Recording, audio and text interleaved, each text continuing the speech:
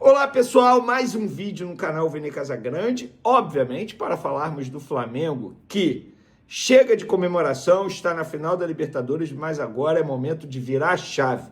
A decisão da Libertadores é só daqui a um mês, dia 29 de novembro. Hora de virar a chave, o Flamengo tem jogo importante contra o Sport, time praticamente rebaixado, jogo no Maracanã esse sábado, 9 horas da noite. E a gente vai falar sobre a preparação para esse duelo, jogo muito importante para as pretensões do Flamengo no Brasileirão.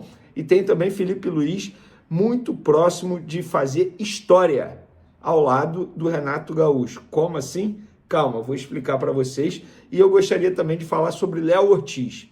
A diferença de ter um jogador como Léo Ortiz, e não só na qualidade técnica, mas na vontade, jogador que quer fazer a diferença, a gente vai mostrar nesse vídeo aqui o que ele fez para poder estar em campo no duelo com o Racing, lá na Argentina, que, entre aspas, foi uma batalha com os argentinos. E tem também os resultados do Flamengo no mês de outubro, aquele mês que todo mundo estava se assustando, como é que seria, mês decisivo para o Flamengo. O Flamengo passou, e passou muito bem, desse tão complicado mês de jogos extremamente difíceis, tanto na Libertadores quanto no Campeonato Brasileiro. A gente vai trazer todas as informações agora, mas antes gostaria de pedir para vocês se inscreverem no canal, soltarem o dedo no like, ativarem a notificação e também compartilhar esse vídeo com os amigos, com as amigas em geral, ficar conhecendo o canal Vene Casagrande. Também não deixe de hypar o vídeo, tá?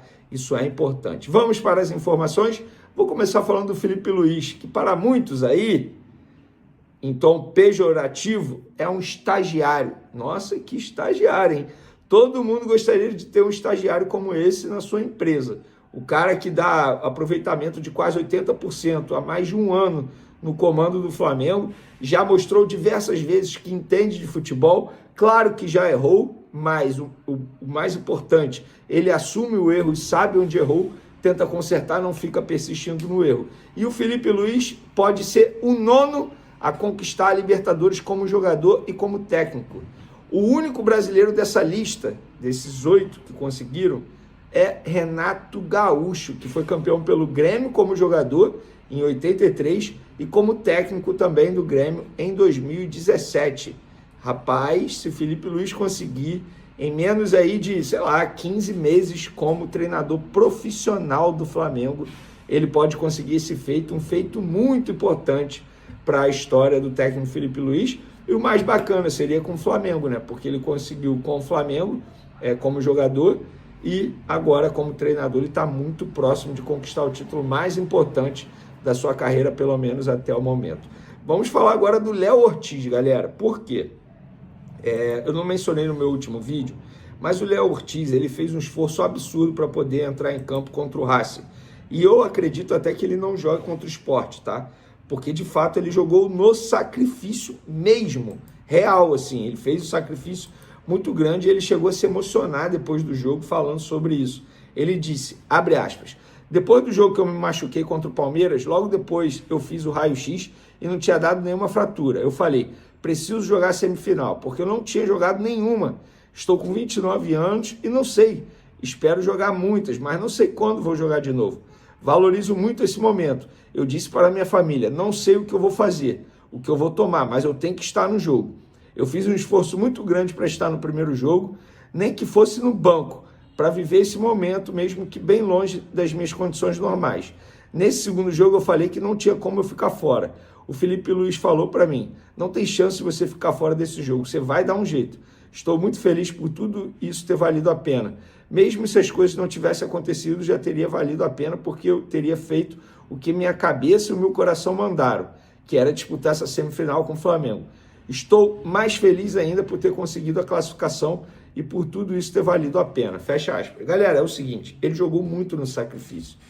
O que ele fez para poder estar em campo foi algo assim, vou usar palavras das pessoas que acompanharam o Léo Ortiz durante esses dias pós-lesão.